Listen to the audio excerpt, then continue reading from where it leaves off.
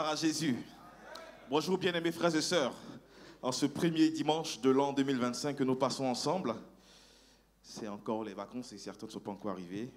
Nous les recommandons la grâce de notre Seigneur et qu'ils nous rejoignent très bientôt ensemble. Et nous allons continuer la mission dans ce beau pays qu'est la France. Je voudrais vous inviter à vous tenir debout et je voudrais aussi profiter pour saluer nos bien-aimés frères et sœurs qui nous suivent depuis les canaux digitaux de l'Église, notamment Zoom. Et nous prions que nous passions un bon moment dans sa présence avec nous. Je voudrais vous inviter, avec votre permission, à ouvrir la Bible dans le livre des Psaumes, 96. Chantez à l'Éternel un cantique nouveau. Chantez à l'Éternel toute la terre. Chantez à l'Éternel, bénissez son saint nom. Annoncez de jour en jour la bonne nouvelle de son salut. Racontez parmi les nations sa gloire. Parmi tous les peuples ses merveilles. Car l'Éternel est grand et très digne de louange.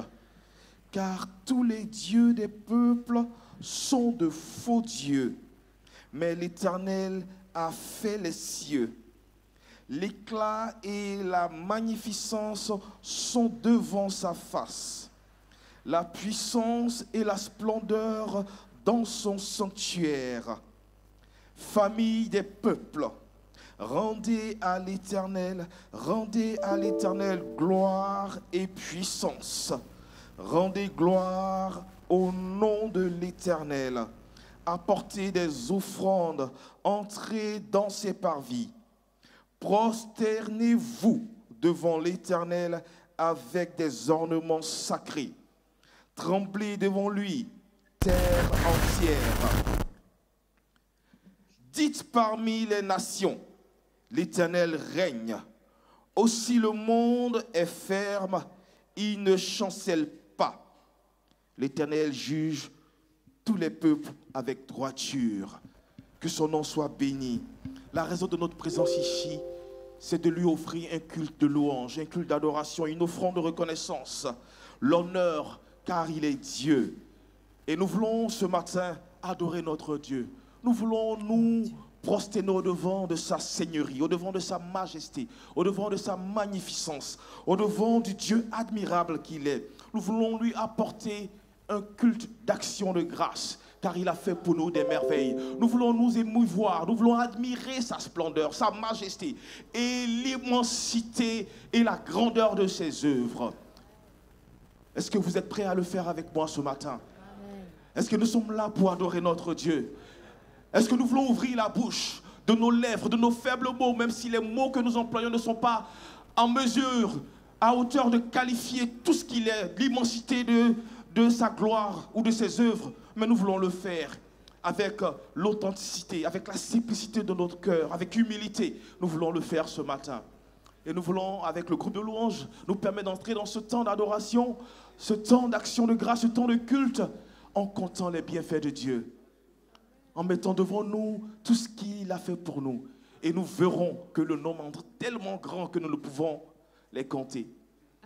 Alléluia. Gloire à Dieu. Alléluia. Merci Seigneur. Nous sommes si reconnaissants ce matin d'être en la présence de Dieu. Est-ce qu'il y a quelqu'un qui est reconnaissant à l'Éternel en ce matin pour tout ce qu'il a fait, mais vraiment durant toute cette année, jusqu'à nous permettre de rentrer dans cette nouvelle année? Et c'est pourquoi nous voulons compter les bienfaits de Dieu, nous voulons les mettre devant nos yeux et nous verrons combien Dieu est grand. Alléluia. Merci Seigneur.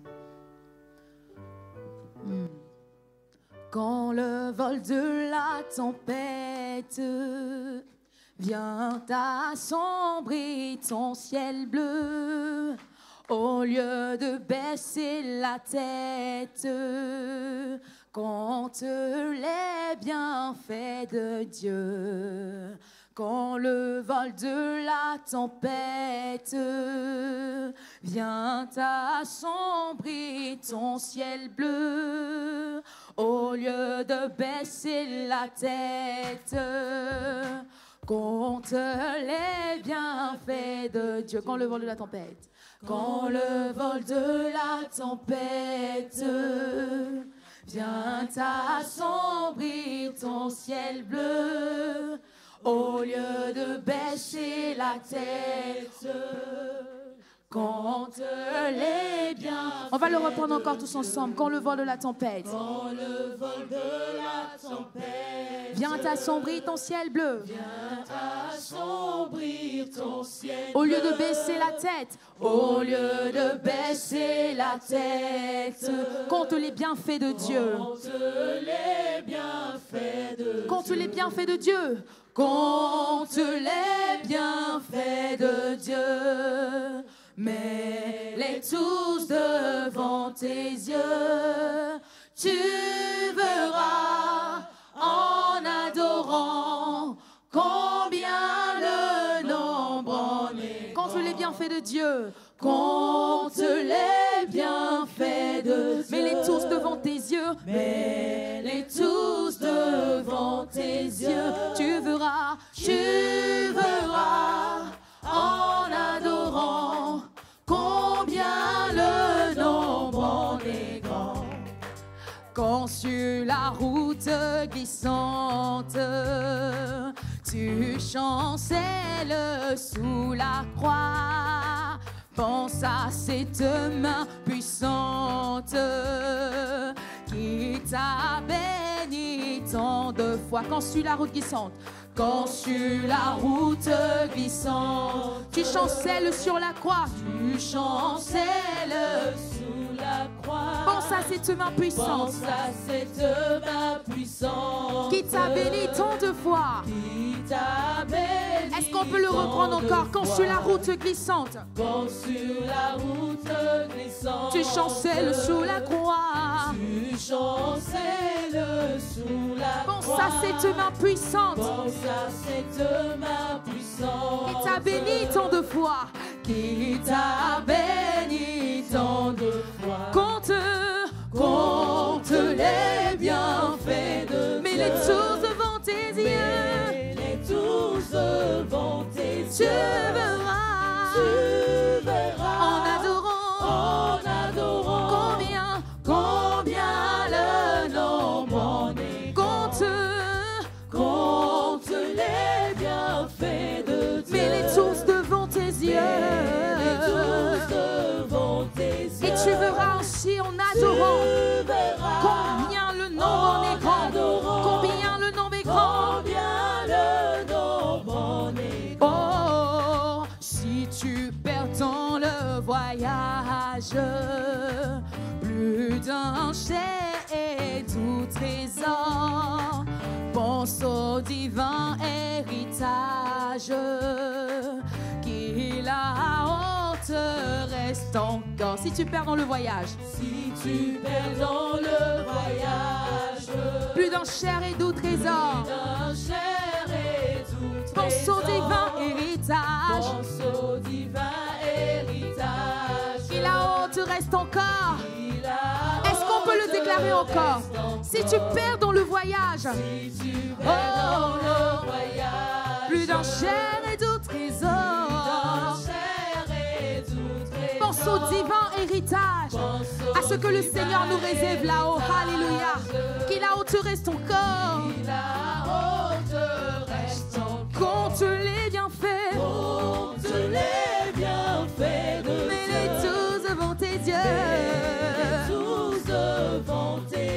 Tu verras en adorant combien le nombre. Encore une fois, compte les bienfaits de Dieu. Compte les bienfaits de Dieu. Mets-les devant tes yeux. Mets tous devant tes Tu yeux. verras en adorant combien le nombre en est grand. C'est pourquoi on peut dire bénis donc, bénis sans cesse. Bénis donc, bénis sans cesse. Ce Père qui chaque jour, il répand sur toi la richesse répand sur toi la richesse de son merveilleux amour. De son merveilleux Encore une fois, bénis donc, bénis sans cesse. Bénis donc, bénis sans cesse. Ce Père qui chaque jour Père qui chaque jour répand sur toi la richesse répand sur toi la richesse de son merveilleux amour.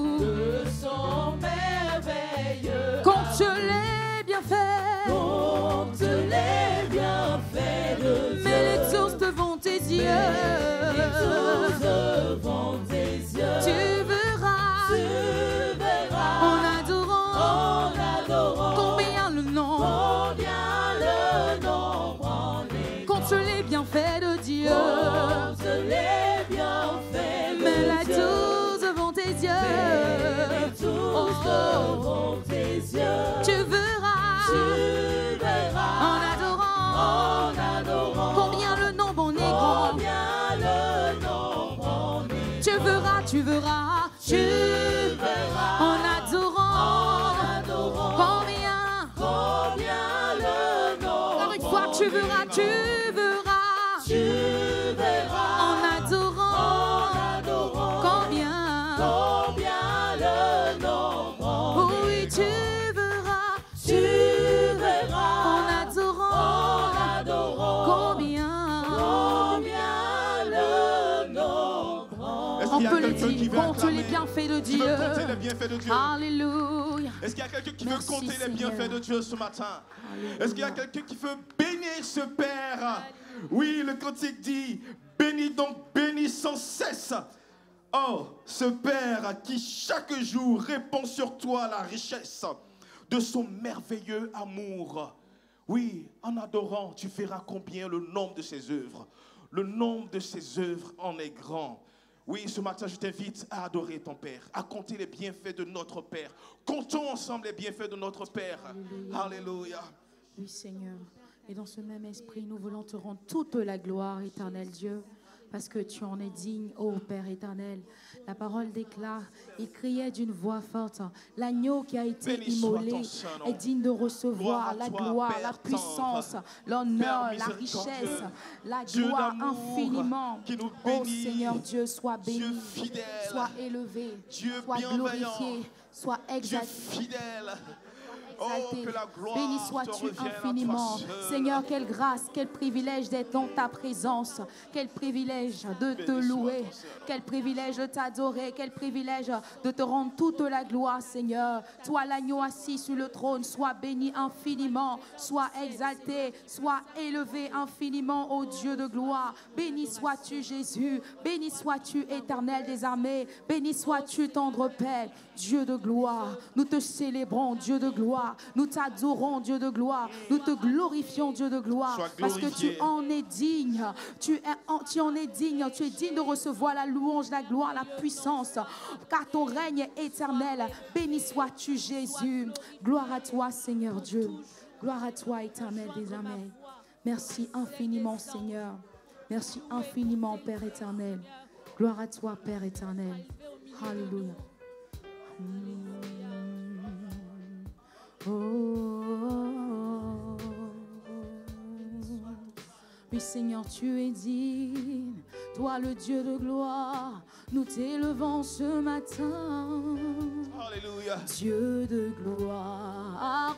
Oui, prends la position qui te siège. Je t'adore. Tu peux rester debout comme tu peux t'asseoir. Si tu connais ce chant, tu vas le chanter avec nous. Mais reste dans la présence de ton Dieu. Et adore-le. Avec tes cantiques. On va le dire encore une fois. Dieu de gloire. Dieu de gloire. Je t'adore. Je t'adore. Car ton nom s'élève. Ton nom s'élève. Ce matin, d'une même voix, d'un même cœur, on va faire monter cela à Dieu. Encore une fois. Dieu de gloire. Je t'adore. Je t'adore. Car ton nom s'élève. Ton nom s'élève en majesté de mes lèvres, je célèbre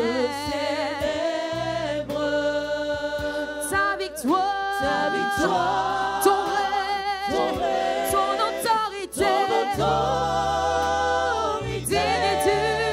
Digne es-tu, agneau de Dieu. Oh oui, Seigneur, digne es-tu, agneau de Dieu.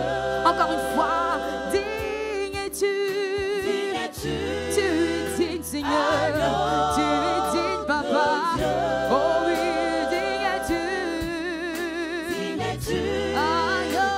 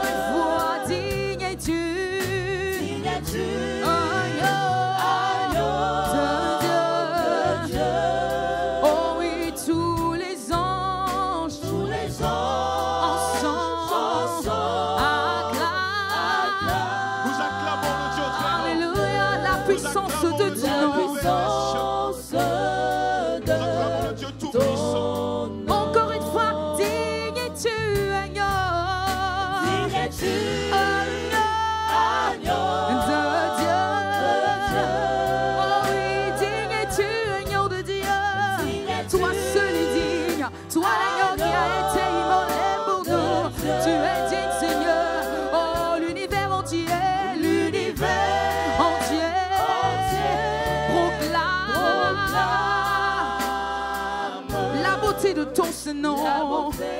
Oh, ton saint nom. On va le reprendre encore. Dieu de gloire, Dieu de gloire, je t'adore.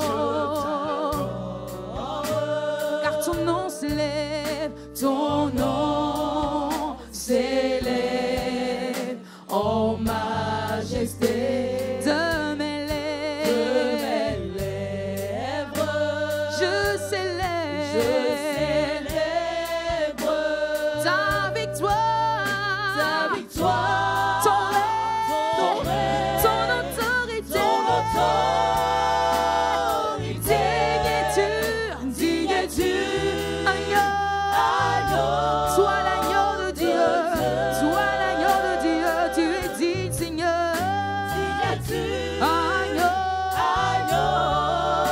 de Dieu. Encore une fois, digne es-tu, agneau de Dieu. Assis sur le trône, tu règnes, tu es digne, Seigneur. Agneau de Dieu. Tous les anges ensemble acclament la puissance de ton nom. Tous les anges, nous voulons joindre nos voix aux anges.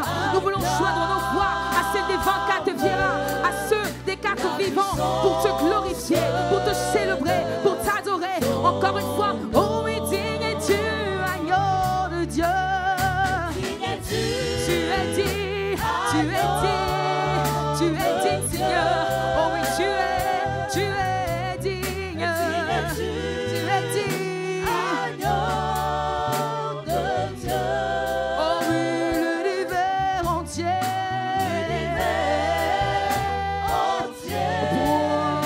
Proclame la beauté de ton saint nom. Oh, adoré sois-tu, agneau de Dieu. Adoré sois-tu, agneau de Dieu.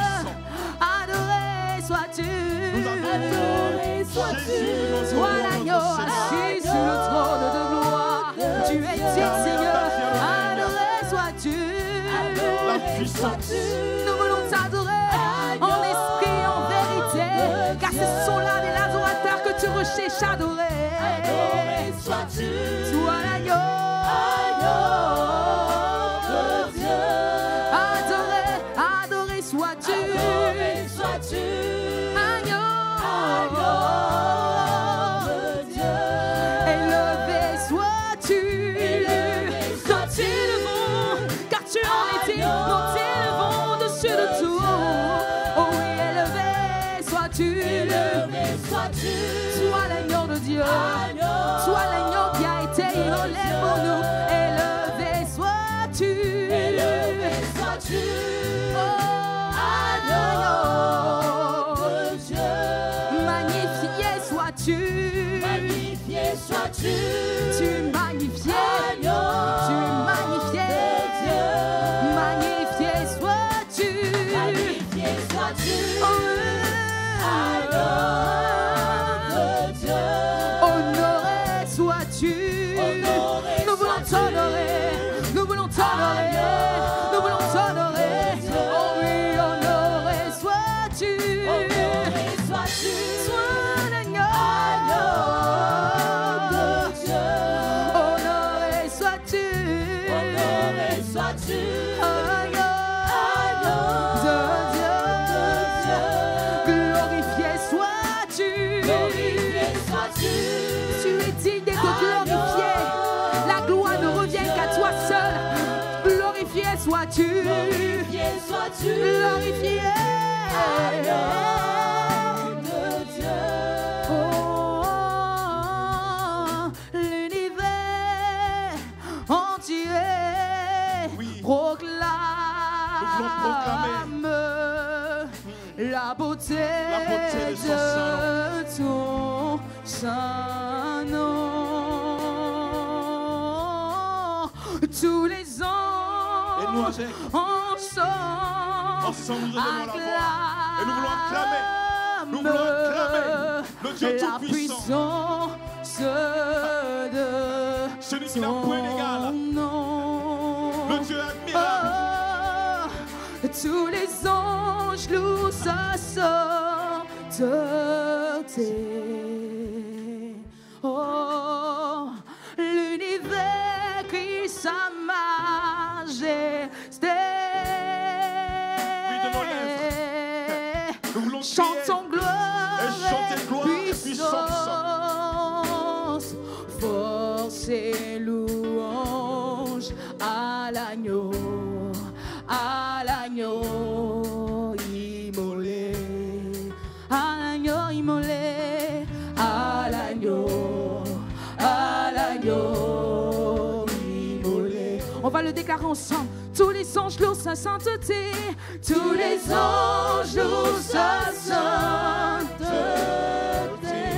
Nous voulons aussi joindre nos voix, c'est les anges et dire l'univers crie sa majesté. Chantons gloire et puissance. Chantons gloire et puissance. Force et louange. Force et louange. À l'agneau.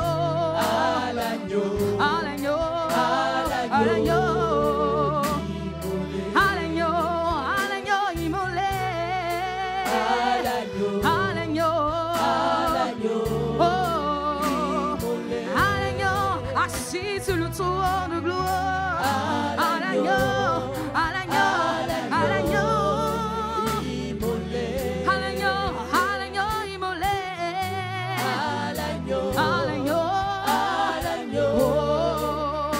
immolé. Les ténèbres ont reculé. Devant lui, les ténèbres reculent. Devant l'œuvre de la croix. Devant l'œuvre de la croix, devant l'agneau immolé, devant l'agneau immolé, la croix est tout pour nous. Et le sang versé pour moi, et le sang versé. C'est son sang versé qui on va le déclarer encore une fois. Les ténèbres ont reculé.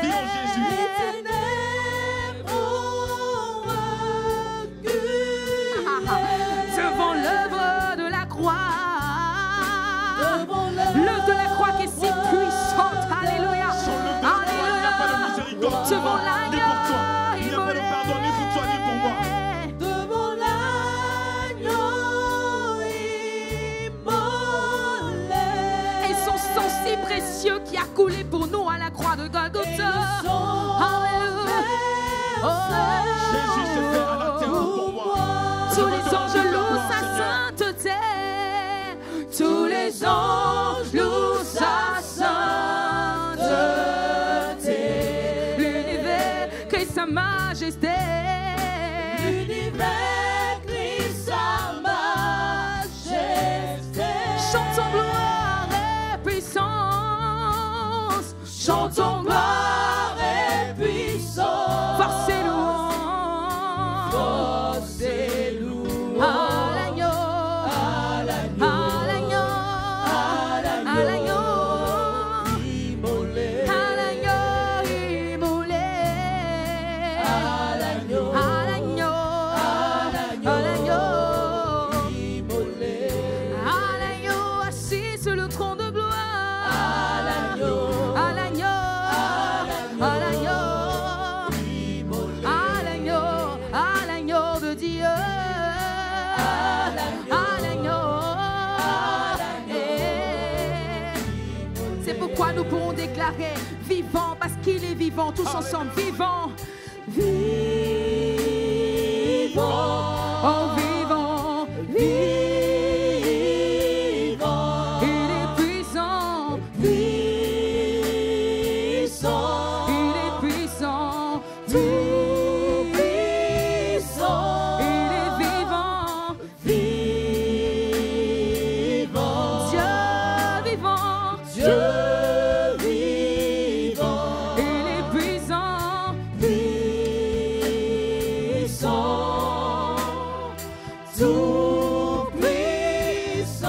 Dieu vivant, Dieu tout-puissant. Encore une fois, Dieu vivant, Dieu tout-puissant. Nous le déclarons d'une même voix. Dieu vivant, Dieu tout-puissant. Nous le proclamons ce matin. Dieu vivant, Dieu tout-puissant. D'une même voix, nous le disons. Dieu vivant, Dieu tout-puissant. Parce qu'il est vivant et il est puissant. Dieu vivant, Dieu tout-puissant. Tous les anges louent sa sainteté. Tous les anges louent sa sainteté. L'univers crie sa majesté. L'univers crie sa majesté.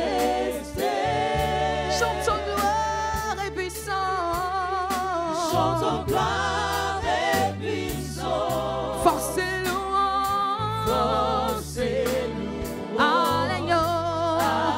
À l'agneau. À l'agneau. À l'agneau immolé. À l'agneau. À l'agneau. À l'agneau immolé qui a tout payé pour nous. Qu'il a payé au prix de son sang, au prix de sa vie. À l'agneau immolé. À l'agneau immolé. Est-ce qu'il y a quelqu'un qui peut faire monter vers Est-ce que nous pouvons faire monter notre Dieu de nos lèvres des l'adoration? paroles à l'agneau, des paroles de louange? Seigneur, De Dieu, nos tu es lèvres, grand, nous Dieu pouvons qui est célébrer tout notre puissant, Dieu, qui est comme célébrer toi. l'agneau qui a donné de sa vie pour nous à la croix. Béni sois-tu, L'agneau infiniment, dont le qui sang tu a es. été versé Mon âme t'élève, mon âme te célèbre, mon âme pour la t'élève. rémission de nos péchés, Qui tu es. Oh, Jésus, pour le rachat de nos âmes. sois exalté, sois Condamné. magnifié, Papa. Oh Dieu, qui est comme toi, Seigneur Jésus-Christ. Je t'honore, je t'élève, je glorifie ton saint nom parce que tu en es digne, Seigneur Dieu. Toi qui as accepté de te sacrifier à la croix pour moi, éternel Dieu de gloire. C'est pourquoi je veux encore élever ton saint nom. Je veux encore magnifier ton grand nom, Seigneur. Parce que tu es bon, tu es grand, tu es puissant. Béni sois-tu. Alléluia. Gloire à toi, Seigneur. Béni sois-tu, Jésus. Merci infiniment. Oh Seigneur Dieu de gloire. Béni sois-tu. Oh Shatarababa Sheterebosa. Oh Rababa Shantarababa Shekerelema Sodeava.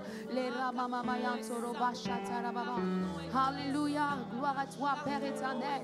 Gloire à toi, Seigneur, car tu es glorieux et digne de régner. Tu es glorieux et digne de régner. Alléluia. Gloire à toi, Seigneur. Gloire à toi, Seigneur. Ah, Seigneur, à toi seul reviennent la gloire, la louange, la puissance infiniment, parce que tu en es digne. Oh, Seigneur, tu en es digne, Père éternel. Béni sois-tu. Alléluia. Assis sur le trône, tu es. Gloire, l'agneau, car il est glorieux et digne de régner. Est-ce que le peuple de Dieu peut chanter ces cantiques en cœur et que nos voix résonnent pour la gloire de notre Seigneur Jésus? Nous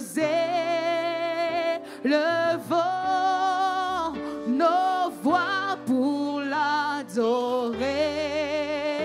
L'agneau est souverain, car il est glorieux, car il est glorieux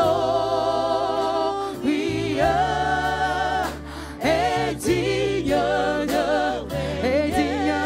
régner. L'agneau est souverain. Nous élevons nos voix,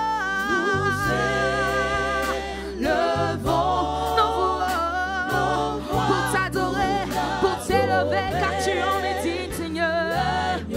L'agneau est souverain. On va le dire, gloire, oh gloire, oh gloire à l'agneau. Gloire.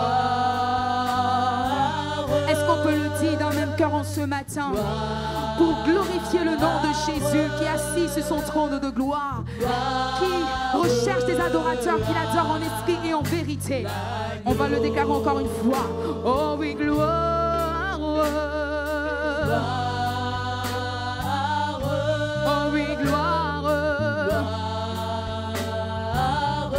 Chantons gloire.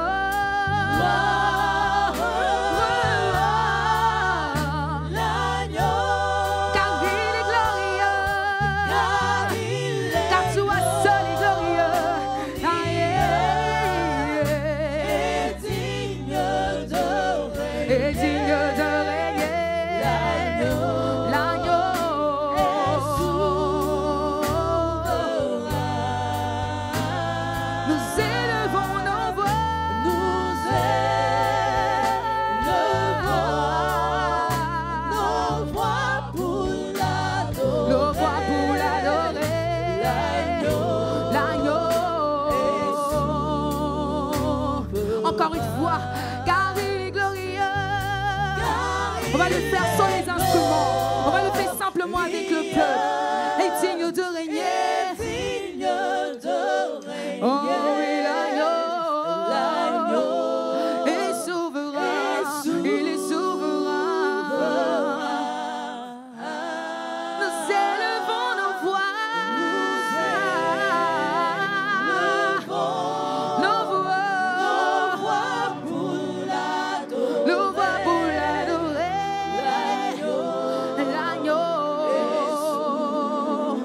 Déclarons encore une fois, car il est glorieux. Car il est glorieux. Seigneur Jésus, toi seul est glorieux. Tu es digne de régner. Tu es souverain, Seigneur. Nous élevons nos voix.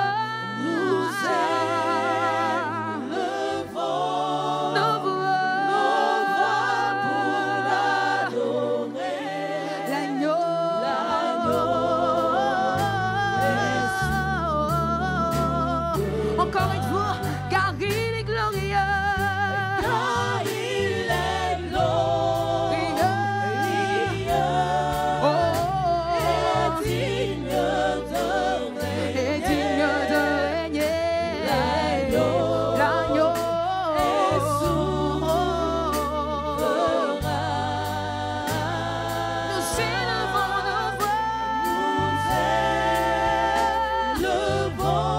nos voix.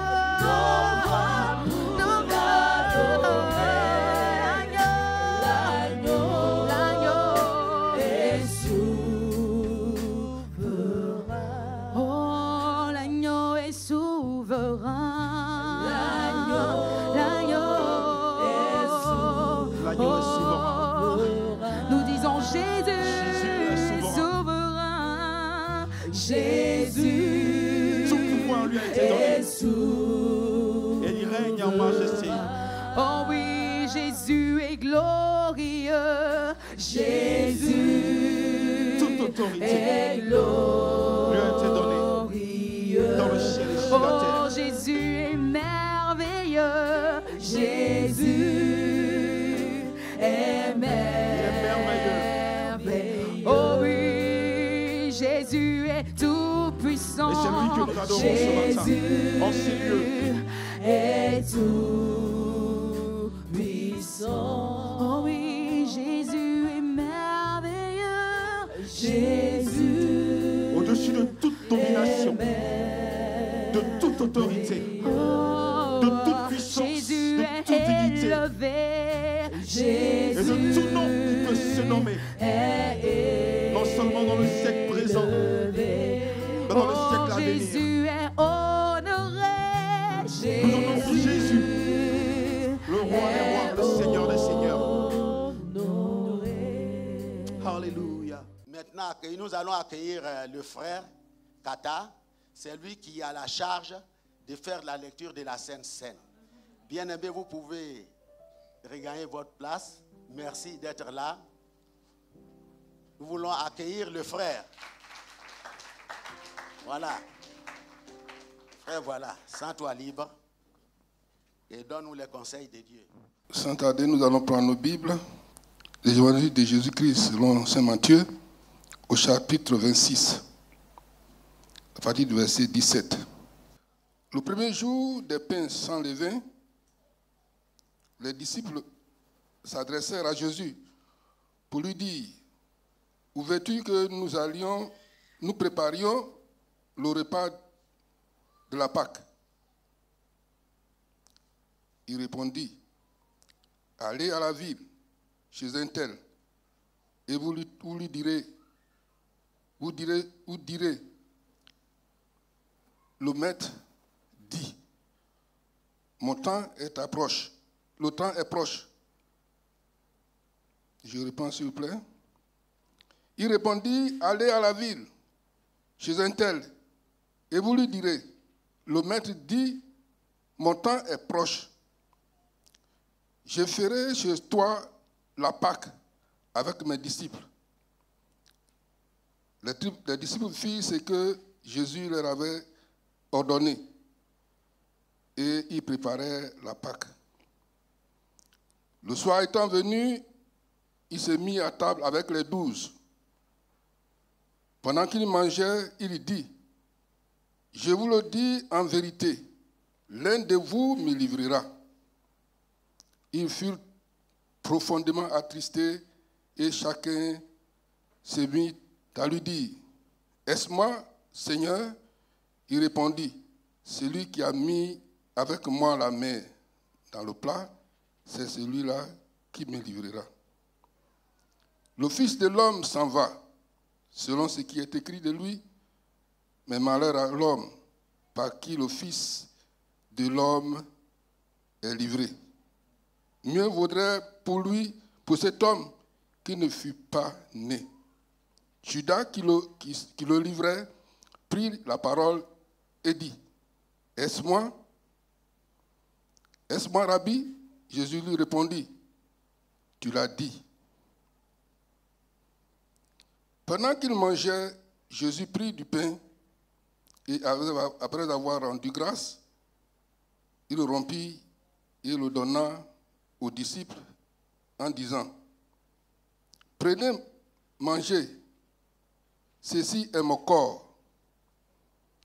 Il prit ensuite une coupe et après avoir rendu grâce, il allait donnant en disant, buvez-en tous, car ceci est mon sang, le sang de l'alliance qui est répandu pour plusieurs, pour la rémission des péchés.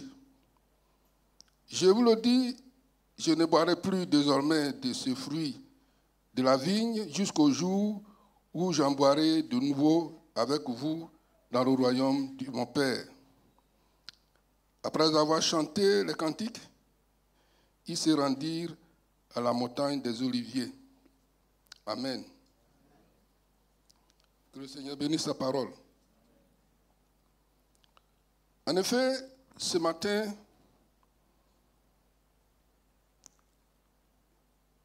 la Sainte Seine, c'est un moment aussi important.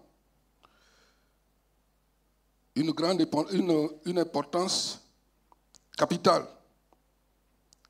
C'est un moment important dans le culte que nous rendons au Seigneur. Ce matin, si nous sommes réunis en ce lieu, c'est parce que quelque chose s'est passé. Un jour.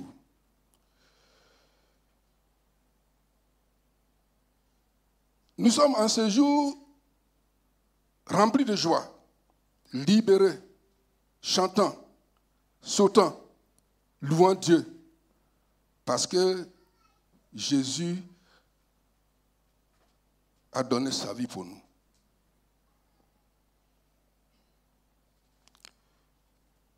C'était à la veille de la Pâque. Jésus savait que c'était le dernier Pâque, la dernière Pâque qu'il fêtait avec ses disciples. Et dans notre coutume, souvent, la parole de celui les dernières paroles d'un homme avant sa mort a une grande importance.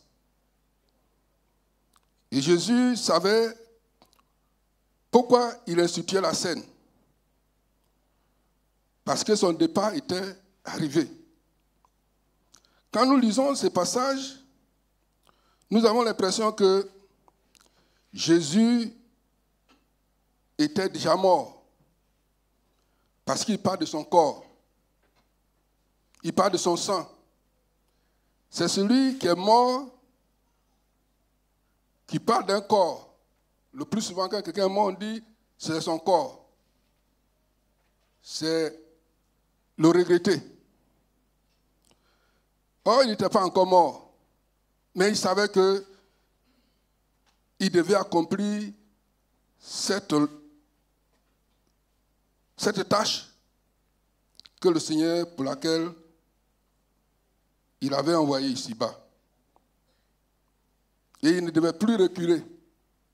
Parce que son objectif, c'est d'accomplir la volonté de son Père, d'aller jusqu'à la croix. C'est pourquoi, avant de partir, il a institué la Sainte Seine, pour que nous puissions nous rappeler, au travers de ce repas, cette œuvre qu'il a accomplie pour nous. Aujourd'hui, je peux appeler un Chinois un frère, un Américain un frère, parce que le sacrifice de Christ a fait de nous un peuple acquis. Il a brisé les barrières de coutumes, de traditions, des barrières de continents, des barrières de tout genre, pour faire de nous un seul peuple, une famille sainte, une famille qui est appelée à l'adorer pour son sacrifice. Ce matin, si nous sommes là, c'est pour que nous puissions l'adorer. Nous puissions nous réjouir pour ce qu'il a fait pour nous. Parce que la mort, Satan brandissait la mort pour nous retenir. Mais Jésus a brisé le pouvoir de la mort par son sacrifice à la croix du Calvaire et par sa résurrection d'entre les morts, où il dit que la clé de la mort et du séjour des morts lui a été donnée, parce que désormais, la mort n'a plus de pouvoir pour ceux qui croient en Jésus-Christ.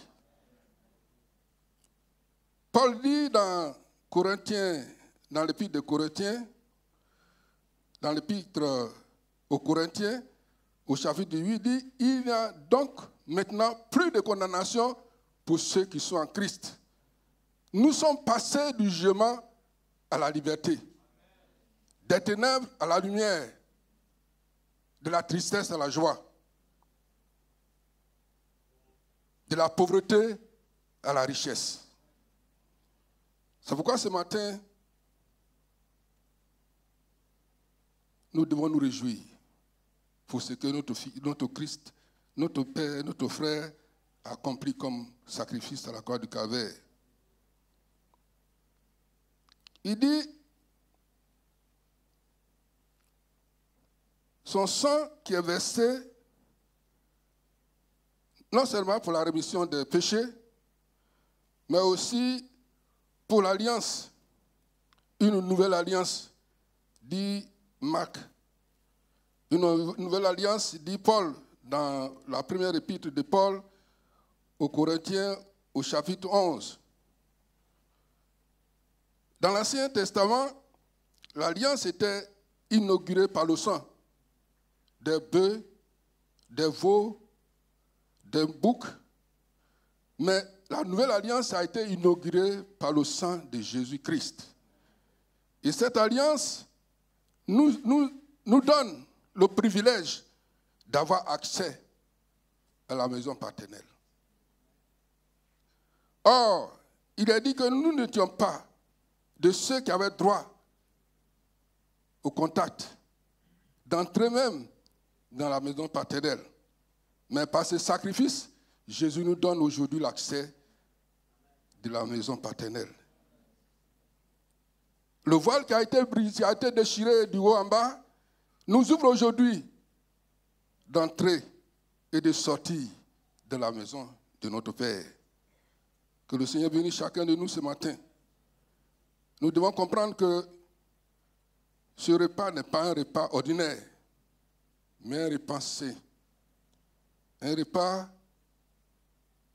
quand nous devons le prendre, nous devons réfléchir à notre relation avec notre Dieu. Paul a dit dans Corinthiens chapitre 11 que nous devons nous examiner avant de nous approcher, pour ne pas que nous soyons jugés, nous soyons condamnés. Parce qu'en le prenant sans discernement, nous attirons une condamnation sur nous-mêmes. Il y a un frère qui était avec nous à Koumassi, pour ceux qui sont de ce pays-là, qui avait l'habitude de prendre la Sainte Seine après avoir jeûné lui-même dans sa maison. Et un jour, il a été frappé par la cécité. C'est lui-même qui est venu à la maison, à l'église pour confesser. Il ne pouvait plus voir. Parce que s'il voit cela, il va faire Sainte Seine. Donc il ne pouvait plus voir. Dieu l'avait frappé. Et il est venu se confesser à l'église. Ne méprisons pas la Sainte Seine. C'est un repas saint. C'est une institution divine. C'est pourquoi il est important que chacun de nous s'examine. Si nous avons un problème avec un frère ou une sœur, prenons l'engagement devant le Seigneur. Qu'en sortant d'ici, nous irons régler le problème. Si nous sommes tombés, prenons l'engagement de ce matin que nous allons reprendre avec le Seigneur. C'est pourquoi il dit que si nous péchons, nous avons un avocat près du Père. C'est par lui que nous rentrons en intimité avec le Père. Que le Seigneur bénisse sa parole ce matin, qui nous aide à comprendre que ces emblèmes qui sont devant nous représentent, le pain représente le corps de Christ et le vin représente le sang de Jésus. Il est dit sur d'autres cieux que lorsque nous prenons le pain, il se transforme en chair, et que nous prenons le vin, il se transforme en chair. Ça se transforme en vin, et au sang, c'est une abomination. Ce sont des emblèmes qui représentent le corps et le sang. Que le Seigneur bénisse chacun de nous, et qu'en le prenant ce matin, nous puissions être renouvelés et réconfortés pour aller davantage dans notre marche avec le Seigneur. Nous te bénissons, notre Dieu, notre Père. Nous te rendons honneur et gloire. Parce que dans ce monde, il n'y a personne qui pouvait nous sauver de notre manière de vivre, qui pouvait nous arracher des ténèbres, des griffes de Satan. Mais c'est par ta mort et par sa résurrection que tu nous as donné la liberté, la véritable. Parce que tu as dit que si le Fils vous a franchi, vous êtes réellement libre. Ce matin, que ta grâce repose sur chacun. Permets qu'en prenant ces emblèmes, Seigneur, nous soyons renouvelés, fortifiés, revigorés, Seigneur, pour ta gloire. Que ta grâce repose sur chacun. Pour ceux qui sont bas tombés, tu les relèves ce matin. Pour ceux qui chancellent, tu les fortifies ce matin. Pour ceux qui sont encore debout, notre Dieu, donne-leur davantage de la force pour continuer la marche avec toi. À toi toute la gloire, au nom précieux de Jésus. Amen. Quel sauveur merveilleux je possède, qui s'est sacrifié pour moi, et sa vie innocente il cède pour mourir sur l'infâme bois. Est-ce qu'on peut chanter tous ensemble? Quel sauveur merveilleux je possède, qui s'est sacrifié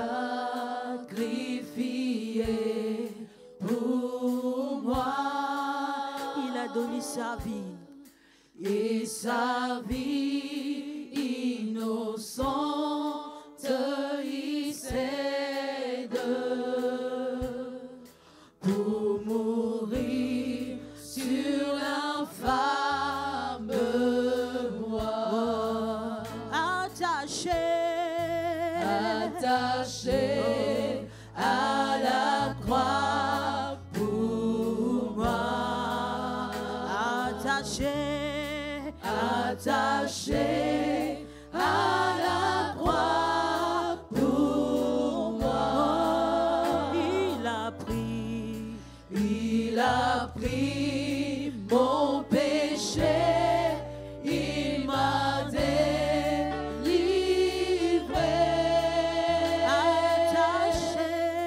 Attaché à la croix pour moi. Attaché à la croix pour moi. Attaché à la croix pour moi. Jésus a pris nos péchés. Il a pris mon péché. Il m'a délivré.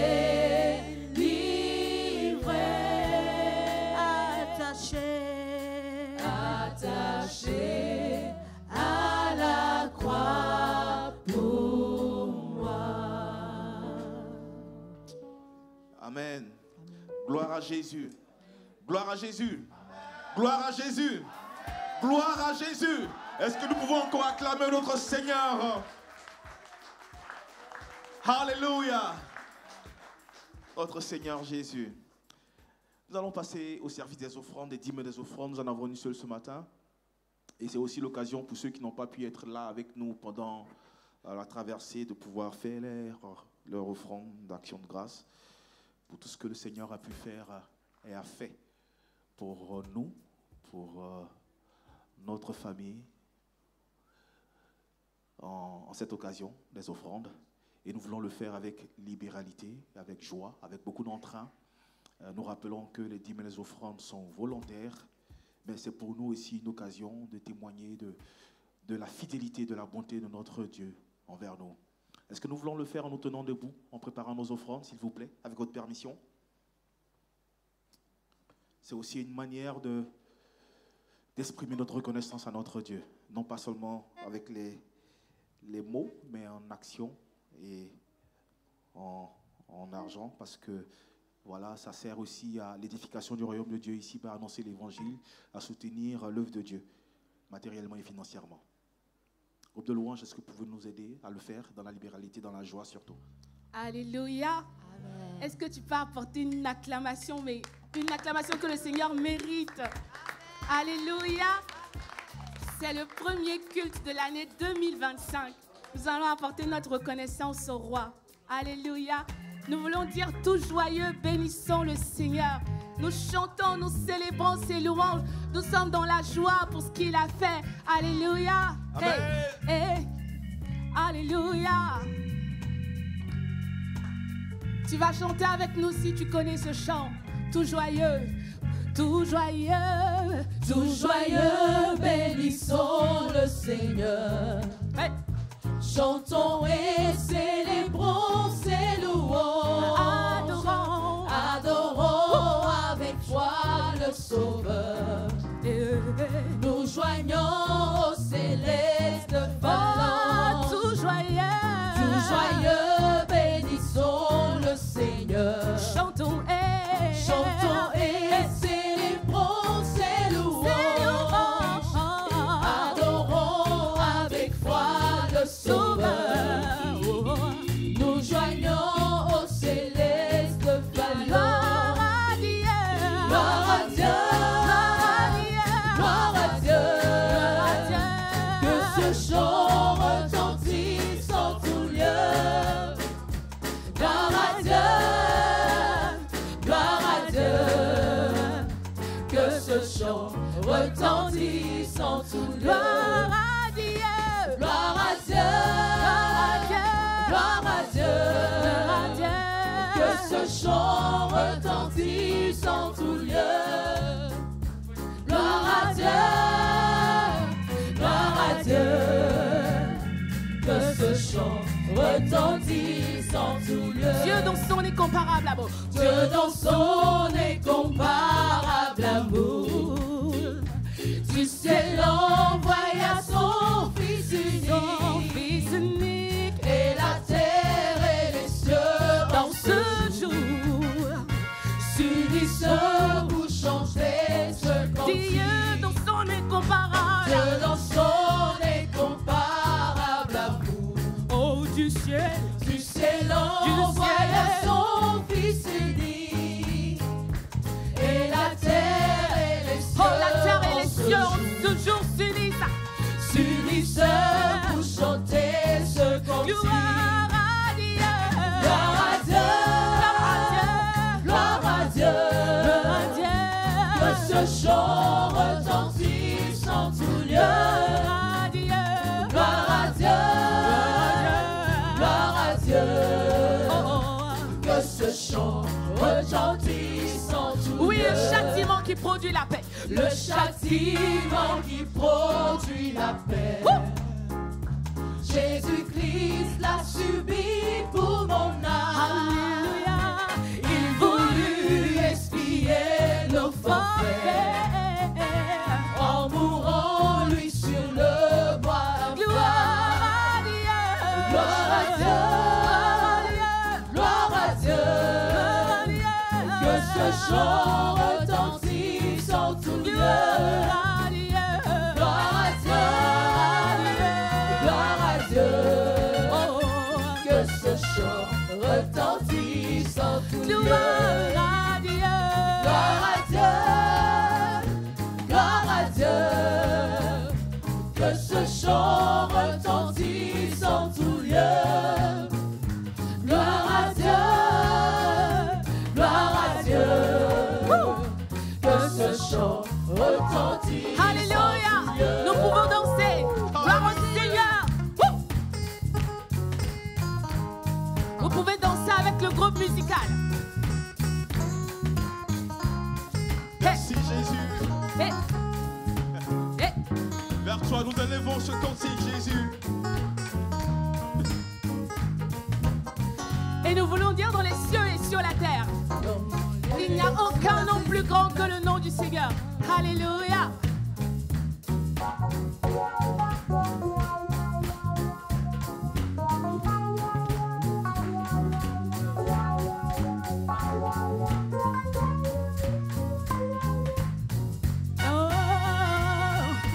Dans les cieux et sur la terre, Il n'y a aucun nom.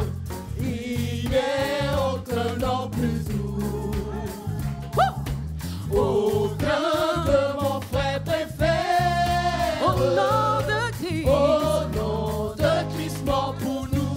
Quel beau nom. Quel beau nom. Quel beau nom. Quel beau nom. Oh, Porte loin de l'éternel. oh, quel beau nom. Quel beau nom. Quel beau nom. Quel beau nom. Hey. Que celui d'Emmanuel. Alléluia. Quel beau nom. nom, quel beau nom, porte loin de l'éternel. Quel beau nom, quel beau nom, que celui d'Emmanuel. Quelque grand que soit un homme, Quelque grand que soit un homme, qu'il soit riche ou qu'il soit roi, qu'il soit prince ou qu'il soit roi, que quelque nom qu'on le nomme, Jésus est nous le plus redisons, grand quelque pour grand moi. que soit un homme, quelque grand. Quelque grand que soit un Il n'y a personne qui soit grand homme, comme Jésus. qu'il soit prince ou qu'il soit roi, De quelque nom. de quelque nom qu'on le nomme, Jésus, Jésus, Jésus. Jésus est plus grand pour Oui, moi. quel beau nom. Quel beau nom, Quel beau nom. quel beau nom, Quel beau porte loin de l'éternel. Quel bon nom, quel bon nom, quel bon nom, quel bon nom, que celui des malheureux. Oh oui, quel bon nom, quel bon nom, quel bon nom, quel bon nom, porte loin de l'éternel. Quel bon nom, quel bon nom, que celui des malheureux. Et nous voulons dire à présent combien Dieu est grand. Alléluia. Hey. Nous voulons chanter combien Dieu est grand. Nous le disons ensemble, combien Dieu est grand, combien Christ est grand. Alléluia.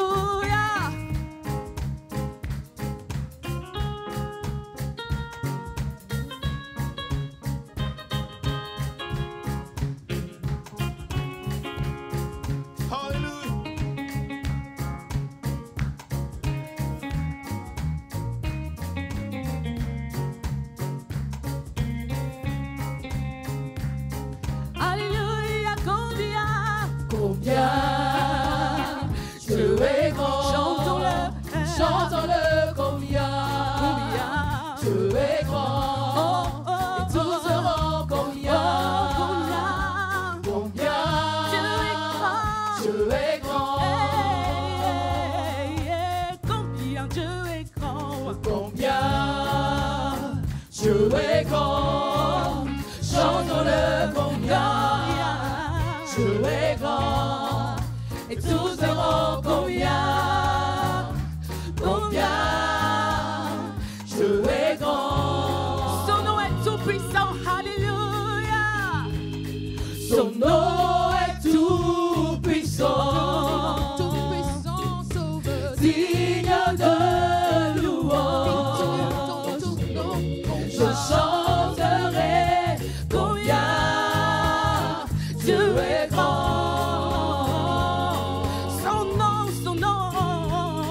Son nom est tout puissant, sauveur, digne de louange. Je chanterai combien Dieu est grand. Combien Dieu est grand, yeah. Combien Dieu est grand. Chantons-le, combien Dieu est grand. Et tous verront combien Dieu est grand. Encore une fois, combien Dieu est grand. Alléluia. Combien Dieu est grand. Chantons-le, combien Dieu est grand. Et tous verront combien Dieu est grand. Une dernière fois, combien Dieu est grand. Alléluia. Combien Dieu est grand. Chantons-le, combien Dieu est grand. Et tous verront combien Dieu est grand. Et nous pouvons acclamer ce Dieu grand, ce Dieu victorieux, fort dans tous nos combats et dans tous les combats qu'il mène et qu'il remporte pour nous et pour sa gloire. Bonjour à tous, frères et sœurs. Avant d'ouvrir la parole de Dieu avec vous, permettez-moi de vous adresser mes meilleurs vœux pour cette année 2025. Que le Seigneur vous bénisse à tous égards et qu'il vous fasse prospérer dans tous les domaines, surtout dans votre vie spirituelle. Le Seigneur est fidèle, nous pouvons compter sur lui et nous croyons que nous allons encore voir sa bonté se manifester à notre égard. Que son nom soit béni. Le pasteur Yeo m'a demandé d'aborder le thème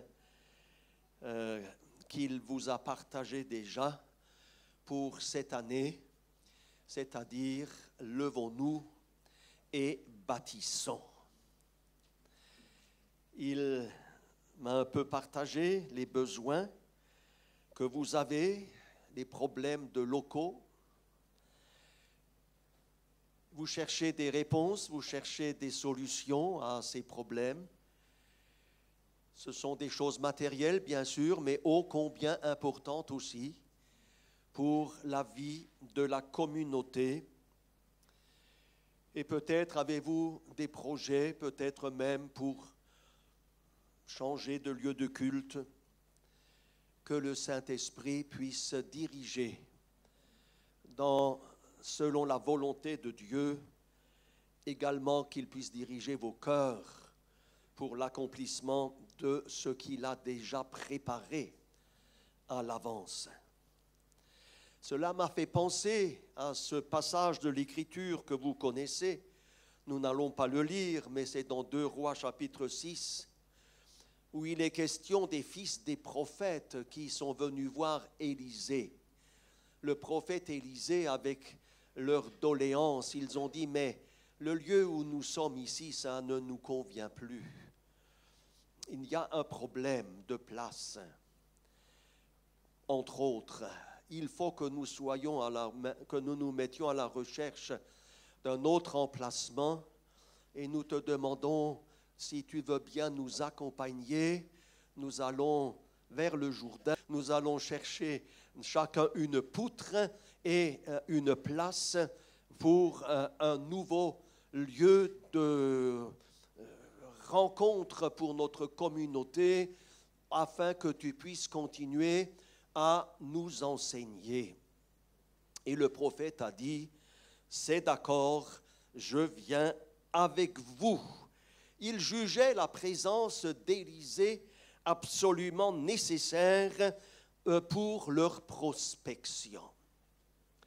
Il se sentait dépendant du prophète, l'homme rempli de l'Esprit de Dieu.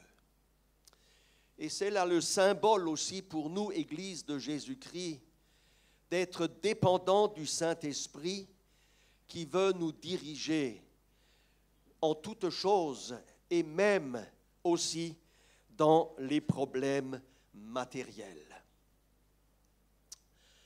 Alors, bien sûr, nous allons aller dans le livre de Néhémie maintenant, puisque c'est là-bas que nous avons, n'est-ce pas, l'expression du peuple de Jérusalem, ou tout au moins de ses représentants, qui ont pu dire à Néhémie, eh bien, levons-nous et bâtissons ensemble. J'aimerais partager avec vous 5 points ce matin, qui sont 5 besoins, en fin de compte, pour que ce qui est sur le cœur de Néhémie et sur le cœur ensuite du peuple, que cela puisse se réaliser. D'abord, nous lirons dans Néhémie chapitre 1er les 3 premiers versets, si vous voulez bien.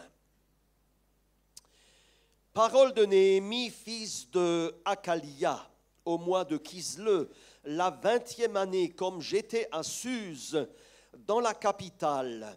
Anani, l'un de mes frères, et quelques hommes arrivèrent de Juda. Je les questionnais au sujet des Juifs réchappés qui étaient restés de la captivité et au sujet de Jérusalem. Ils me répondirent, ceux qui sont restés de la captivité sont là, dans la province, au comble du malheur et de l'opprobre. Les murailles de Jérusalem sont en ruine et ses portes sont consumées par le feu. Voilà la situation. Nous savons par le livre d'Esdras, qui précède celui de Néhémie, le livre d'Esdras a parlé de la reconstruction de l'autel et du temple de Jérusalem. Et Esdras a aussi remis en vigueur la loi de Dieu parmi le peuple. C'est aussi symbolique pour nous ici, puisque l'autel nous parle de la croix et la loi de Dieu, bien sûr, c'est la parole de Dieu pour nous. Mais voilà que Néhémie va avoir à cœur de faire quelque chose aussi pour sa ville, pour Jérusalem, dont il apprend qu'elle est en ruine, que les murs sont tombés, que les portes même ont été dévorées par le feu. Et il aura à cœur de s'engager pour reconstruire les murailles de Jérusalem. Nous sommes en 445 avant Jésus-Christ. Le premier besoin que j'aimerais souligner ici, c'est le besoin des murailles. Quand on compare l'œuvre de Zorobabel et d'Esdras dans le livre d'Esdras, qui eux ont relevé l'autel, ont relevé le temple, ont mis en vigueur la loi de Dieu et l'ont enseignée au peuple. On peut se dire, mais que représentent des murs par rapport à ce que ces hommes ont fait avant Néhémie? Que représentent ces murailles? On pourrait dire des choses bien profanes par rapport au spirituel que représente l'autel, le temple et la loi de Dieu. Voilà du spirituel. Alors que des murailles, relever des murs, en comparaison, c'est quoi ça? On ne peut pas faire cette comparaison. Parce qu'en fin de compte, l'autel, le temple et la sécurité du peuple, ces trois éléments, ces trois choses spirituelles si importantes dépendent de la quatrième, c'est-à-dire des remparts qui vont servir à protéger ce qui se trouve à l'intérieur de ces remparts, à l'intérieur de la ville. Les murailles sont une image de séparation, de mise à part et de protection. À la fois une séparation d'avec les gens du dehors, le monde, entre guillemets, et en même temps une défense contre les attaques des ennemis éventuels. Les murailles entourent la cité. Les murailles vont enfermer la cité et vont la constituer comme un ensemble. Un ensemble. Elles forment ainsi, je dirais, une unité à l'intérieur de ces remparts. Elles constituent une unité qui a ses lois, qui a ses coutumes, qui a son gouvernement propre, une unité qui est séparée des éléments étrangers, une unité qui est garantie aussi de tout mélange, parce que ne peut pas entrer qui veut. Rappelons-nous que la nouvelle Jérusalem dans le ciel, comme dit Apocalypse 21, la nouvelle Jérusalem sera aussi entourée de murailles. Ce que les murs sont pour la ville de Jérusalem, c'est ce que sont nos vies devant le Seigneur. Frères et sœurs, est-ce que les murs de votre vie spirituelle ont besoin d'être relevés? Est-ce que les murs de votre vie chrétienne ont besoin d'être reconstruits? Y a-t-il quelque chose dans votre vie qui soit en ruine? Ça peut arriver. Mais il ne faut pas que ça reste en ruine. Parce que c'est ce que Néhémie avait à cœur. Oui, la ville est en ruine, les remparts sont en ruine, mais il ne faut pas qu'ils le demeurent. Je vais m'en occuper pour les relever. ça commence généralement par une petite fissure dans les murs, n'est-ce pas? Vous en avez peut-être chez vous à la maison. Il y a de plus en plus de fissures maintenant dans les maisons individuelles parce que il y a la sécheresse, le sol s'affaisse, vous connaissez ça par les informations, et les murs commencent à se fissurer. Alors parfois dans la vie spirituelle, ça commence par une petite fissure. C'est pas grand-chose. Mais après, c'est un morceau de pierre. C'est un peu de mortier, n'est-ce pas, qui se détache. Et si on ne remédie pas à la chose, il y a peut-être un trou qui va commencer à se manifester. Il y a peut-être des mauvaises herbes qui vont commencer à y pousser, des mauvaises herbes charnelles qui vont commencer à y pousser. Et peu à peu, eh bien peut-être qu'aujourd'hui, l'ennemi a pu entrer par la brèche qui n'a pas été colmatée. Donc, ne laissez pas les murailles en ruine dans votre vie spirituelle. Il faut les relever pour que votre âme, votre vie chrétienne soit à l'abri, que vous soyez protégés. La Bible nous dit que nous devons veiller sur nous-mêmes, et celui qui se garde lui-même, nous dit l'apôtre Jean, le malin ne le touchera pas. Mais il faut nous garder nous-mêmes. Le premier besoin de murailles, pour que le peuple de Dieu puisse conserver son unité par les liens de la paix en son sein, et qu'ainsi puisse vivre sa vie en toute sérénité et dans la joie du Seigneur. Le deuxième besoin que le livre de Néhémie nous présente, c'est un besoin de prière et un besoin de patience. Quand il va recevoir la nouvelle par ses frères de Jérusalem, le verset 4 du chapitre 1er nous dit « Lorsque j'entendis ces choses, je m'assis, je pleurais, et je fus plusieurs jours dans la désolation, je jeûnais et je priais devant le Dieu des cieux. » Devant le besoin, le cœur de Néhémie a été puissamment touché. Il s'est vraiment senti concerné par la situation qui prévalait à Jérusalem, la capitale.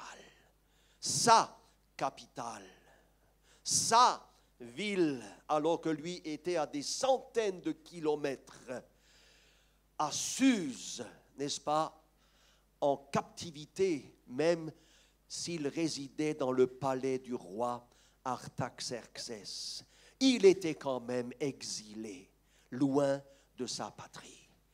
Mais il avait à cœur d'y retourner et de pouvoir donner un coup de main pour que la situation change. Il a donc prié, il a pleuré, il a jeûné. Et au verset 11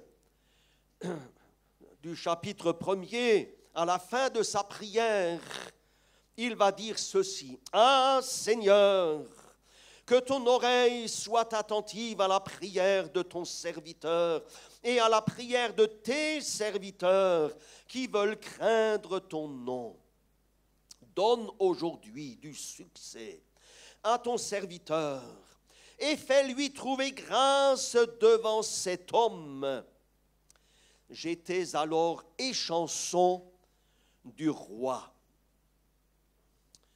Pour terminer sa prière, Néhémie a prié pour trouver compassion auprès du roi qu'il servait en tant qu'échanson, c'est-à-dire qu'il lui présentait, n'est-ce pas, le vin,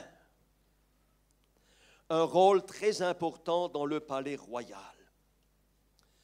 Et si Néhémie prie de cette façon-là, que je trouve grâce devant cet homme. Il savait que son désir ne pouvait être satisfait que par la permission de ce roi païen, que par l'autorité qui était en place. Il lui fallait passer par lui.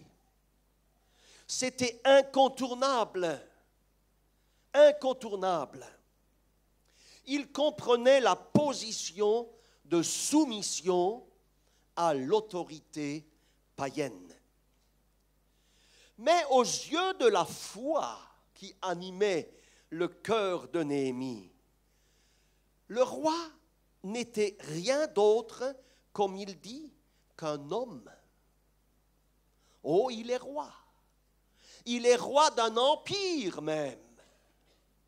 Mais il prie, Seigneur, fais-moi trouver grâce devant cet homme. Quelque grand que soit un homme, qu'il soit prince ou qu'il soit roi, de quelque nom qu'on le nomme, ici il s'appelle Artaxerxès, un grand roi de l'époque à Suse. Jésus est plus grand pour moi. Jésus, l'Éternel, à Jérusalem, le Dieu des cieux et de la terre, il est plus grand que le roi Artaxerxès. Alléluia. Fais-moi trouver grâce auprès de cet homme. Cet homme, oui, aux yeux de la foi, ce n'est qu'un homme. Il est doté d'une autorité importante et pourtant une autorité éphémère pour réaliser, en fin de compte, les desseins de Dieu. La foi de Néhémie reconnaissait que tout cela ne dépendait pas du roi.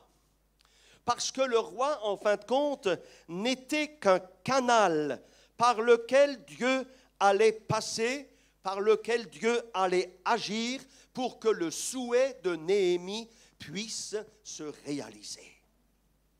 Le cœur du roi est comme un courant d'eau entre les mains de l'Éternel.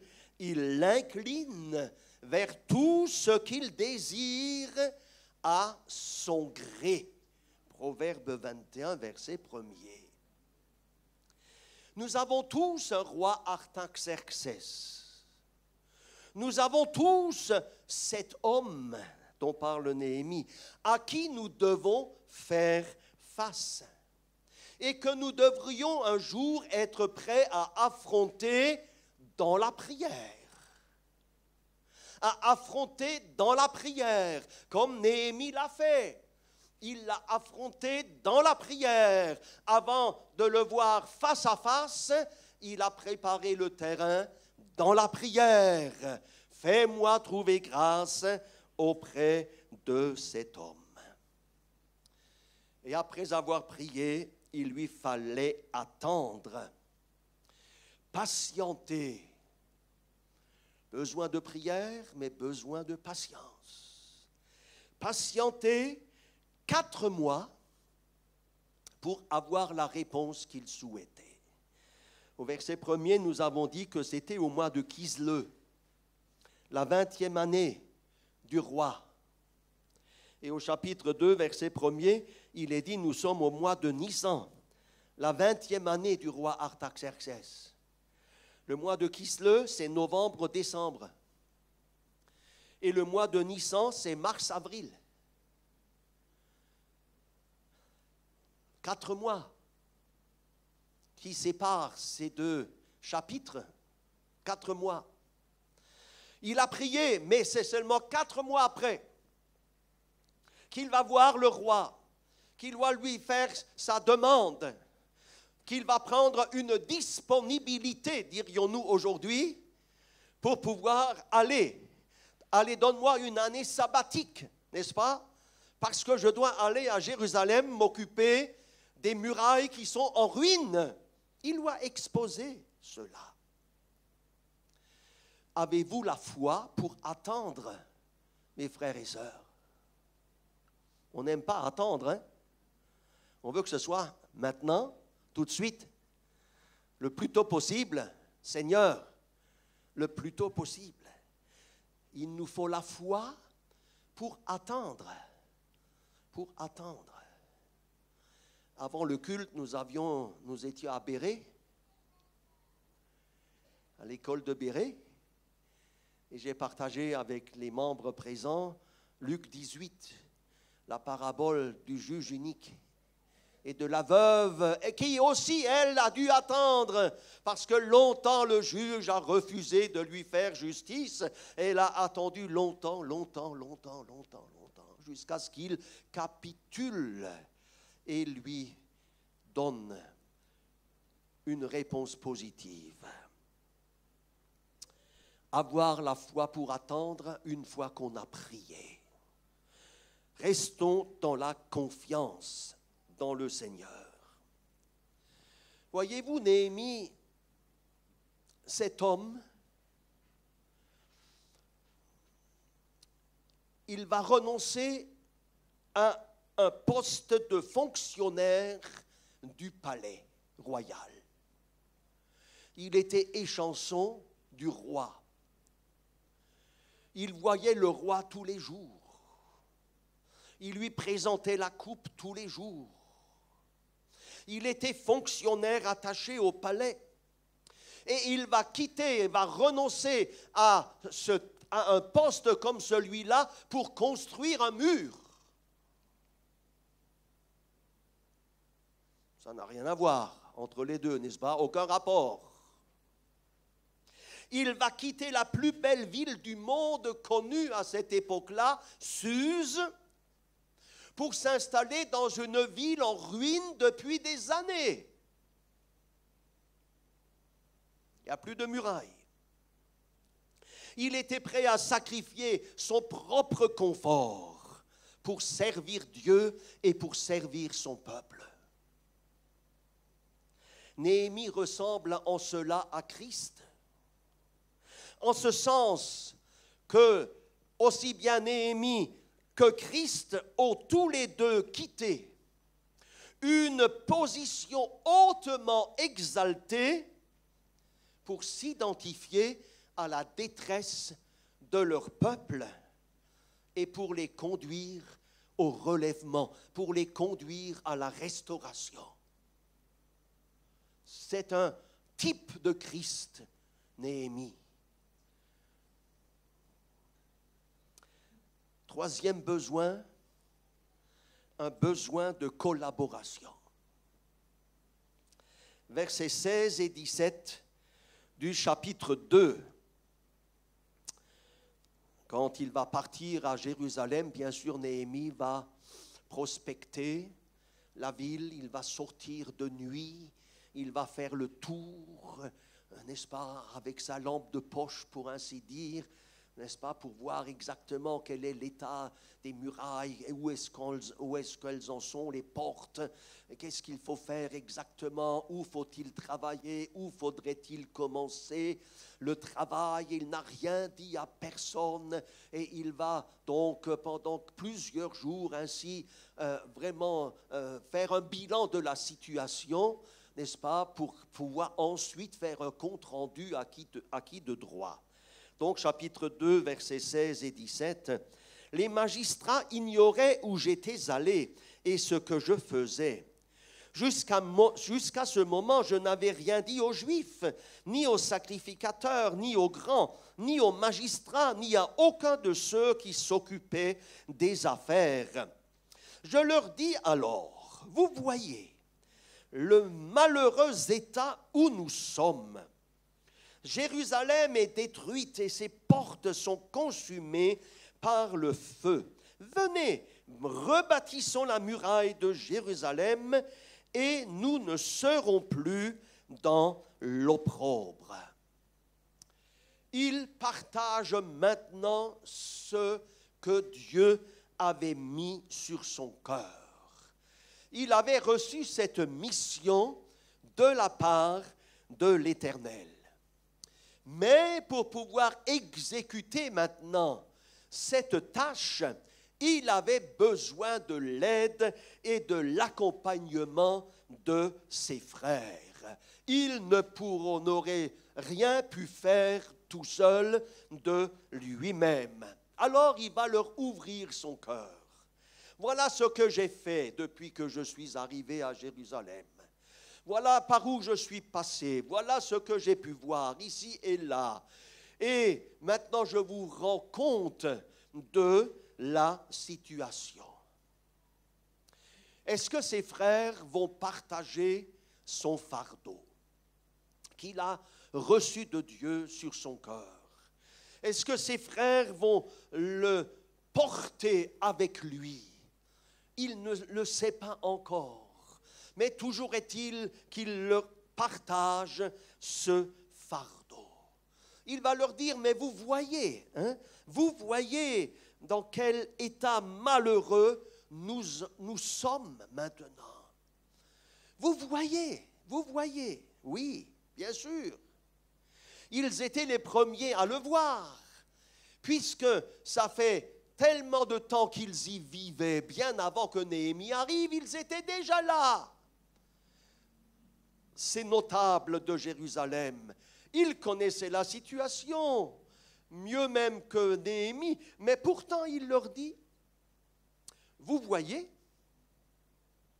vous avez remarqué la situation malheureuse dans laquelle nous sommes? Néhémie est un homme rempli de sagesse. Et il leur a demandé de se faire à l'évidence. Se faire à l'évidence. Vous voyez la détresse. Oui. Mais parfois, l'évidence est la plus difficile à voir. Oui, c'est évident. Mais parfois, on ne voit pas. Ou on ne veut pas voir ce qui est évident. Il n'est pas trop difficile de s'accommoder de la situation dans laquelle on se trouve. On peut s'habituer à tout. On peut même s'habituer à vivre dans une ville dont les murailles sont en ruine. Ça fait tellement longtemps qu'on y vit. Ça ne se passe pas trop mal quand même. On a survécu jusqu'à ce jour. Bon, oui, on s'habitue à la situation dans laquelle on se trouve. Néhémie, ben, c'est un vieux problème. On a vu ça avant que tu arrives, Néhémie. C'est un vieux problème. Ils avaient probablement fini par accepter la situation et par se dire, en fin de compte, que la tâche est impossible. C'est pas possible, Néhémie, comment veux-tu que nous fassions? Mais Néhémie va les appeler et les encourager à rebâtir. Il n'a pas peur de leur demander de mettre la main à la pâte.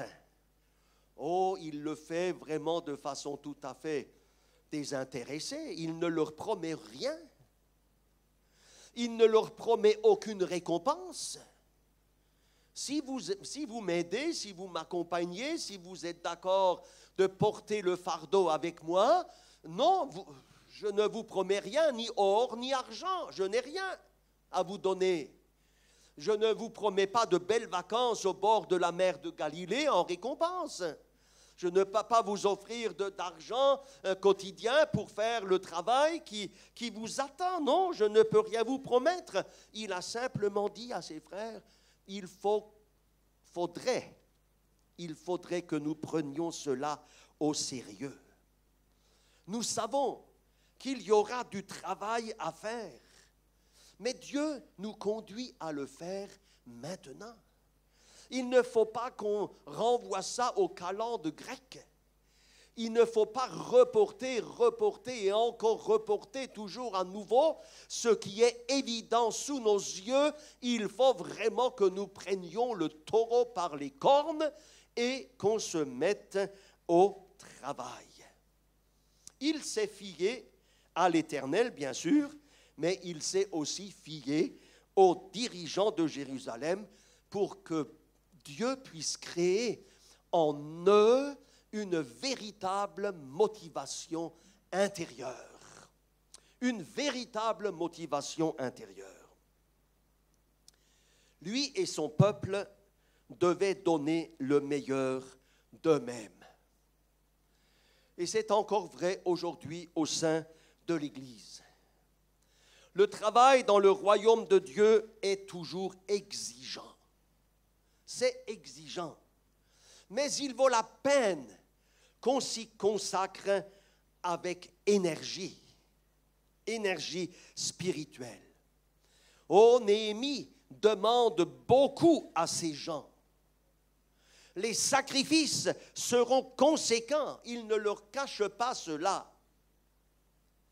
Mais avant que les gens puissent répondre, ils doivent savoir qu'il y a quelqu'un de plus grand que Néhémie derrière ce projet. C'est ce qu'ils doivent réaliser, ces frères et sœurs à Jérusalem. Derrière ce projet, il y a plus que moi, Néhémie. Il y a plus que vous, mes frères et sœurs. Derrière ce projet, il y a quelqu'un qui est plus grand. Alors, dira Néhémie, ne parlons pas de l'impossibilité de la tâche. Arrêtez de dire que ce sera impossible. L'impossibilité est le fait de l'homme, mais l'impossibilité n'est jamais le fait de Dieu. Alléluia. Quatrième besoin, besoin d'encouragement. Verset 18 du chapitre 2. Et je leur racontais comment la bonne main de mon Dieu avait été sur moi et quelles paroles le roi m'avait adressées. Ils dirent, levons-nous et bâtissons. Et ils se fortifièrent dans cette bonne résolution. Néhémie les a encouragés pour qu'ils prennent position, pour qu'ils lui donnent leur réponse. Néhémie leur a parlé de la bonne main de Dieu qui était avec lui, de la bonne main de Dieu qui était si bienveillante à son égard, et de la permission que le roi lui avait accordée pour l'œuvre que Dieu lui avait confiée. Néhémie pouvait dire à ses frères, regardez, ce que le roi de Perse m'a dit, quelles sont les paroles qu'il m'a adressées. Le cœur du roi de Perse a été touché par le Seigneur que j'avais invoqué pour qu'il me fasse grâce devant lui, et son cœur a été touché pour soutenir ce projet de reconstruction des murailles. Il m'a donné la permission de me rendre à Jérusalem, et même pour le temps qu'il me faudra pour achever ce travail. Il m'a donné, pour ainsi dire, carte blanche, et même de quoi pourvoir financièrement afin que ce travail puisse réussir. Regardez, il a donné son accord. Est-ce que ce n'est pas une preuve que ce projet vient de l'Éternel? N'est-ce pas une preuve que Dieu veut que nous nous engagions dans une telle œuvre? Regardez comment les choses se sont débloquées, comment les faveurs nous ont été accordées, comment les autorités contactées ont dit oui à ce projet. Alors, n'est-ce pas une preuve que maintenant, il faudrait que nous répondions à ce que Dieu attend de nous? Et mes frères et sœurs, quand on sait que la main de Dieu est à l'œuvre, alors beaucoup de gens voudront répondre positivement. Alors beaucoup de gens voudront soutenir cette œuvre. Parce que si l'Éternel ne bâtit la maison, alors ceux qui travaillent travailleront en vain. En vain. Mais, béni soit Dieu, ce n'était pas le cas ici.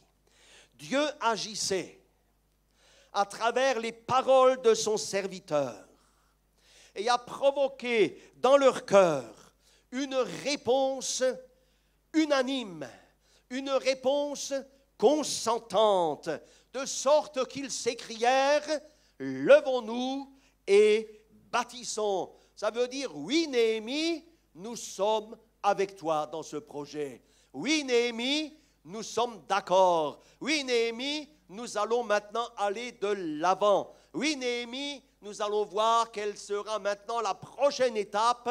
Tu peux compter sur nous. » Je crois que le cœur de Néhémie a dû se réjouir grandement devant cette parole des responsables de Jérusalem quand ils ont dit « Levons-nous et bâtissons ». Tout le monde a compris que la tâche devait commencer sans plus tarder. Il fallait vraiment s'y atteler. Mais quand on y pense, frères et sœurs, il est étonnant que les gens aient dit, tous ensemble, levons-nous et bâtissons. Pensez donc à ce qu'ils auraient pu dire. Ils auraient pu rester apathiques devant le projet de Néhémie. Ils auraient écouté par respect envers cet homme qui est venu de si loin pour les interpeller, pour les mettre au travail, mais ils auraient pu rester apathiques parce qu'ils vivaient dans les décombres depuis si longtemps. Alors, pourquoi pas y rester en fin de compte? On s'en est accommodé. Ils auraient pu rappeler à Néhémie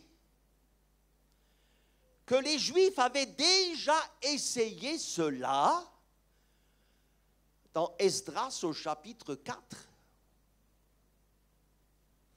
mais qu'ils en ont été empêchés par les autorités de l'époque. Ça n'a pas marché. Les autorités de ce temps-là ont refusé, les ont empêchés d'aller plus loin. On a essayé, mais ils nous ont mis les bâtons dans les roues. Alors oui, nous sommes souvent confrontés à ces deux mêmes obstacles au sein de l'Église. Soit nous sommes satisfaits de la façon dont les choses sont, c'est comme ça, on se satisfait de ce que c'est, de l'état où c'est, soit nous avons déjà essayé et ça n'a pas marché. Alors que voulez-vous faire? Oui, on peut être confronté à ces mêmes obstacles aujourd'hui. Et pourtant, il faut encore une fois essayer. Il faut encore une fois prendre une décision. Il faudrait encore une fois se laisser interpeller. Il faudrait encore une fois donner à l'occasion au Seigneur de pouvoir nous entraîner après lui dans l'œuvre qu'il a sur son cœur et que l'Église devrait pouvoir accomplir par la foi en comptant sur lui. Avons-nous peur que Dieu fasse quelque chose de nouveau? Non. Le peuple n'a pas eu peur et il est dit qu'ils se fortifièrent dans cette bonne résolution. Ils ont repris courage. Ils n'ont pas regardé au passé. Ils n'ont pas regardé à ce qui n'a pas marché dans le passé, aux problèmes que leurs frères ont connus par le passé, quand les portes se sont fermées. Mais ils croyaient que Dieu pouvait leur ouvrir une nouvelle porte d'espérance. Une nouvelle porte d'espérance. alors qu'avant ça ne marchait pas, alors qu'avant c'était fermé, alors qu'avant les portes restaient bloquées, alors qu'avant les cœurs ne se laissaient pas toucher, eh bien, il y a toujours une possibilité, par la grâce de Dieu, que le peuple puisse reprendre courage parce qu'il voit que Dieu peut encore ouvrir une porte d'espérance. Le dernier point, le 5e, ils avaient besoin maintenant de persévérance. Besoin de persévérance. Parce que c'est bien de dire levons-nous et bâtissons, ça c'est facile à dire. Mais c'est plus difficile à faire. Et une fois qu'on commence à faire, il faut continuer à faire. Il ne faut pas s'arrêter en cours de route parce que les ennemis ne vont pas manquer. Versets 19 et 20 du chapitre 2. Sambala le Horonite, Tobija le serviteur ammonite et Geshem l'arabe, en ayant été informés, se moquèrent de nous et nous méprisèrent. Ils dirent, que faites-vous là? Vous révoltez-vous contre le roi? Et je leur fis cette réponse, le Dieu des cieux nous donnera le succès. Alléluia. Nous, ses serviteurs, nous nous lèverons et nous bâtirons. Mais vous, vous n'avez ni part, ni droit, ni souvenir dans Jérusalem. Il a mis les choses au point dès le départ. Donc nous voyons ici, frères et sœurs, que cette action de l'Esprit de Dieu va aussi susciter les réactions de l'ennemi. Et c'est toujours ainsi. Quand le Saint-Esprit est à l'œuvre, à chaque fois que Dieu agit, l'ennemi cherchera à s'y opposer. Il va s'y opposer, pas directement. Il peut s'y opposer indirectement, à travers la chair. À travers la chair. Il ne faut pas oublier que la chair, c'est-à-dire l'être naturel de l'enfant de Dieu, peut parfois s'opposer à la réalisation du plan de Dieu. On ne peut pas mettre tout sur le dos du diable en tant que chrétien. Ce n'est pas biblique ça. Mais il y a aussi la chair de l'enfant de Dieu qui parfois ne conçoit pas les choses qui viennent de l'Esprit de Dieu. Il ne s'agissait pas autre chose ici, la chair, qui se dresse contre l'Esprit, qui se met en mouvement à travers un Sambala, à travers un Tobija, à travers un Geshem. Voilà. L'image de la chair, en fin de compte, qui voudrait participer à l'œuvre de Dieu quelque part, mais Néhémie leur dit non, vous n'y avez aucun droit. Vous n'y avez aucune part dans cette affaire-là. Il ne faut même pas y compter. Voilà, on refuse, on refuse. Et c'est vrai que l'adversaire de nos âmes, par sa ruse, cherchera à s'insinuer par son habileté, parfois dans un cœur ou dans un autre, pour stopper l'œuvre que Dieu veut faire. Chaque fois que le peuple de Dieu dit « Levons-nous et bâtissons », l'ennemi dira « Levons-nous et empêchons-les de bâtir » par un moyen ou par un autre. Il faut les arrêter. Ils ont commencé par se moquer. Ce n'est pas bien grave de se moquer. Et pourtant, ça commence par là. La moquerie, c'est-à-dire des attaques verbales. Et puis, ils les ont méprisé, le mépris. Qu'est-ce que vous faites là? Est-ce que vous vous révoltez contre le roi Artaxerxès, dont nous sommes les vassaux? Le mépris, la moquerie, les attaques verbales ont toujours fait partie des tactiques de démoralisation de l'adversaire. Mais Néhémie ne va pas se préoccuper de leurs insinuations imaginaires. Néhémie voulait que son peuple sache que Dieu était au contrôle. Et il va le répéter clairement. La réponse de Néhémie est marquée d'une sainte audace, on pourrait dire. Il va leur dire, vous pouvez essayer d'arrêter notre travail, mais vous n'y parviendrez pas. Le Dieu des cieux nous donnera du succès.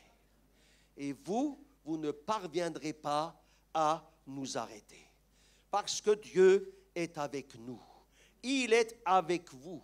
Il est avec nous. Mais il n'est pas avec vous.